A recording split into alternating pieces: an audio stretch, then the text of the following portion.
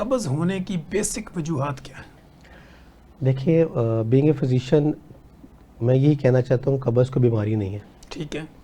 कब्ज़ बेसिकली हमारे dietary measures का मसला है। ठीक है। अगर मैं पानी कम पीऊँगा ठीक। तो ऑटोमेटिकली स्टूल हार्ड होगा। ऐसे ही। स्टूल कुछ दिन हार्ड रहेगा तो वो कॉन्स्टिपेशन की वजह बनेगा। हमारे खाने में अगर डाइटरी फाइबर्स नहीं है ठीक है। तो वो कब्ज़ करेगी। ठीक है। अगर हमारे डेली की रूटीन में एक्सरसाइज नहीं है तो वो कब्ज़ होगी। बिल्कुल। तो मैं ये समझता हूँ बेसिकली ये हमारी डे टू डे जो लाइफ है उसको मिसमैनेज होने के बाद जो हमारे पास पहली कॉम्प्लिकेशन आती है वो कॉन्स्टिपेशन। इस कंप्लेन के साथ जो ना पेशेंट लैंड करता है, पहला जो पेशेंट लैंड करता है यहाँ तो उसको खाने के बाद मैदे के मसाइल हैं। ऐसे ही, अगर वो मैदे से खाना गुजर गया उसका तो तो नीचे के उसको मसाइल। नीचे के मसाइल हैं। तो इसलिए अगर आपके नेचुरल प्रोसेस ठीक चल रहा है, ठीक। जो अल्लाह पाक ने बॉडी को डिज़ाइन किया है कि अगर आप गोश्त ले रहे हैं तो उसके साथ डाइटरी फाइबर्स भी ले रहे हैं, ऐसे ही। और गोश्त ले रहे हैं तो साथ सब्ज़ी और फलों का भी इस्तेमाल कर रहे हैं, तो ये मसला नहीं है। ठीक है। अगर आप खा पी रहे हैं और पेट भर के नहीं खा रहे और मुतवाज़न ग़िज़ा ले रहे हैं तो फिर भी मसला नहीं है। ठीक है।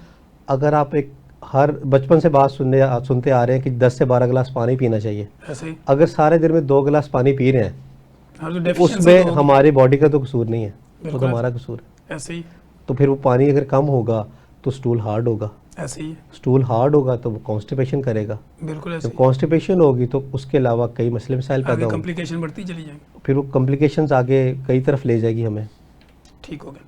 अच्छा सर, ऐसे लोग जो लोग कब्ज़ का शिकार होते हैं, जी जी। उनको कौन सी ऐसी कॉम्प्लिकेशंस हो सकती हैं, जैसे आंतड़ियों के कोई मसाइल हो सकते हैं, आंतड़ियों में कोई कैंसर हो सकता है, या इसके अलावा हम ये देखते हैं कि लोगों को कब्ज़ की वजह से हर्नियों के मसाइल हो जाते हैं? बिल्कुल, जो लॉन्ग स्टैंडिंग कॉन्स्टिपेशन है, जैसे हम बात कर रहे हैं कि एक कॉन्स्टिपेशन है जिसको हम फंक्शनल कॉन्स्टिपेशन बोलते हैं, ठीक है। कि गट की फंक्शनल मूवमेंट ख़राब हुई तो उसने कॉन्स्टिपेशन कर दी। ठीक। एक ये है कि क्रॉनिक इडियोपैथिक कॉन्स्टिपेशन है, CIC है जो, ठीक है। ये फंक्शनल डिसऑर्डर है। ठीक है। ये गट का एक फंक्शनल डिसऑर्डर है ठीक है। जिसमें पेशेंट का जो गट ब्रेन बैरियर है वो ख़राब हो गया, ठीक है, यानी कनेक्टिविटी जो है। कनेक्टिविटी ख़राब हो गई है। ठीक। उसकी एक कॉमनेस्ट फॉर्म आजकल जो चल रही है, हर बंदे को पता है कि जी IBS। ठीक है। पेशेंट कहता है कि जी मैं सुबह सो के उठता हूँ तो मेरे पेट में दर्द होता है, ठीक है। कुछ खाता हूँ तो दर्द बढ़ जाता है, ब्लोटिंग शुरू हो जाती है, ठीक है। वॉशरूम बैठता हूँ तो कई कई घंटे मैं स्टूल नहीं पास कर सकता। ये बेसिकली जो IBS का D वेरिएंट है वो मसला है, क्रॉनिक इडियोपैथिक कॉन्स्टिपेशन है वो मसला है, ठीक। या नॉर्मल फंक्शनल जो डिसऑर्डर है गट का उसका मसला है। ठीक है। होना ये चाहिए कि अगर आप अपनी डाइटरी मेजर्स को मैनेज नहीं कर पा रहे तो उसके साथ कोई एड ऑन थेरेपी शुरू कर लें, ठीक।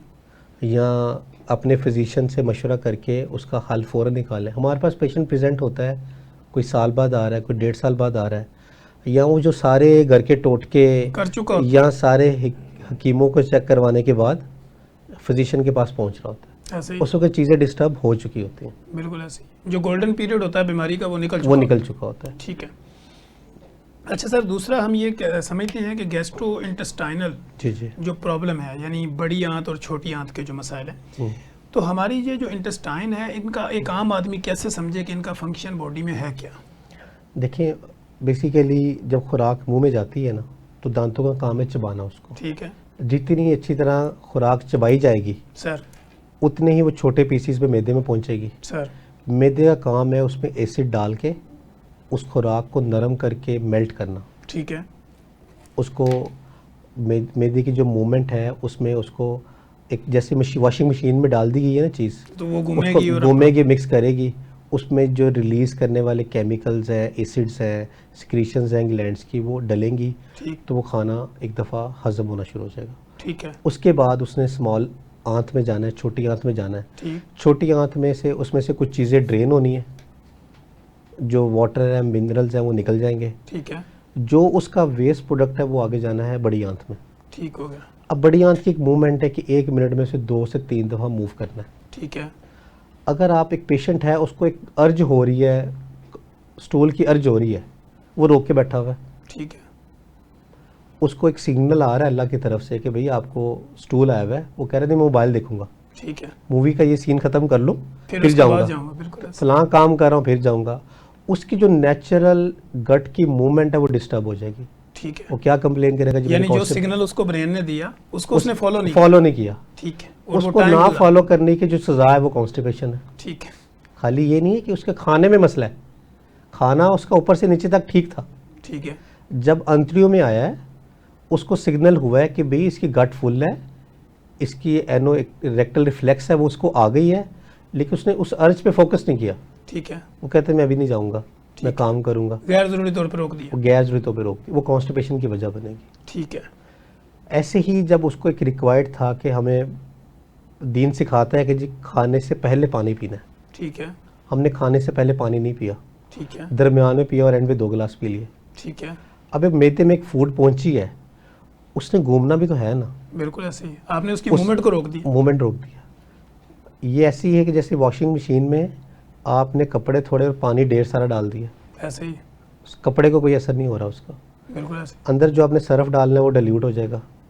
अल्लाह पाक ने मैदे में जैसे खाना गया है, बल्कि जैसे घर में खाने की खुशबू आती है ऐसे स्टोमिक में एसिड रिलीज होना शुरू हो जाता है, बिल्कुल ऐसे उसको पता चलता है कि सामान तैयार है। सामान तैयार है, उसको रिफ्लेक्स आ गई है। ऐसे ही इसमें ये होता है कि जब जैसे ही वो खाना मैदे में जाता है एसिड रिलीज होता है, सर अब उसमें एसिड ने उस खाने को समझ ले के पकाना है, ऐसे ही उसको गलाना है।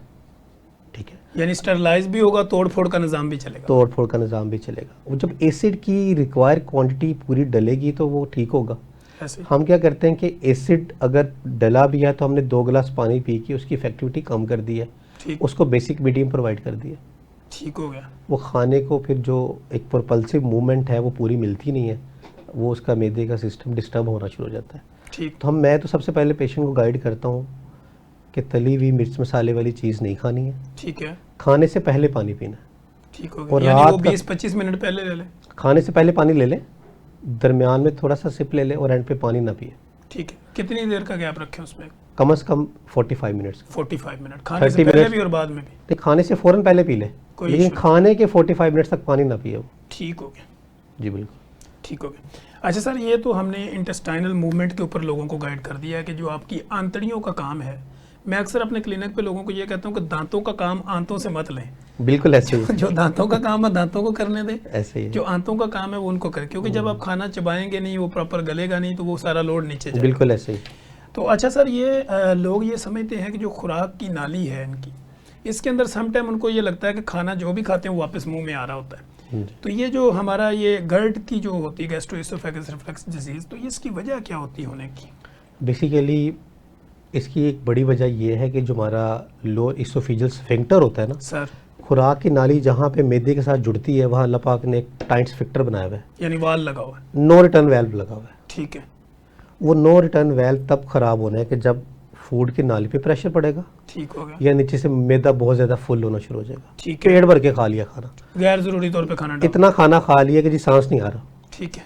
अब वो जब सांस नहीं आ रहा, ये हमने खाने वाली चीज़ें भी तेज़ाबियत वाली लेनी शुरू कर दी हैं। सर तेज़ मिर्च मसाले वाली चीज़ें हैं, उसके साथ फ्राइड स्टफ़ है, उसके ऊपर हम कोशिश हम ये सब कॉन्टिनेंट खास तौर पर पाकिस्तान में समझा जाता है कि खाने के बाद अगर कोल्ड ड्रिंक पी जाएगी ना वो खाना हजम कर देगी, वो कहते हैं वो ज़्यादा अफादियत तेज़ कर ज़्यादा अफादियत कर देती है, लेकिन इन रिटर्न वो अफादियत नहीं बढ़ा रही होती, वो उल्टा हमारे सिस्टम और को खराब साइंटिफिक कर निज़ाम में वो नुकसान दे रही है। आपने ये समझ लें कि आपने आग का इलाज आग से कर रहे हैं, ठीक है। मैदे में तेज़ाबियत निकल रही है, बिल्कुल। उस तेज़ाबियत को कम करने के लिए हम तेज़ाब वाला कोला पी रहे हैं, ठीक है। कार्बोनिक एसिड है ना जी, ऐसे ही कोक पी रहे हैं, 7 अप पी रहे हैं, वो क्या है, कोई भी पिए बिल्कुल। वो कोई भी चीज़ पी रहे हैं, वो एसिड पी रहे हैं। ठीक है। एसिड की आग को बुझाने के लिए क्या डाल रहे हैं ऊपर, फिर एसिड डाल। फिर एसिड डाल रहे हैं।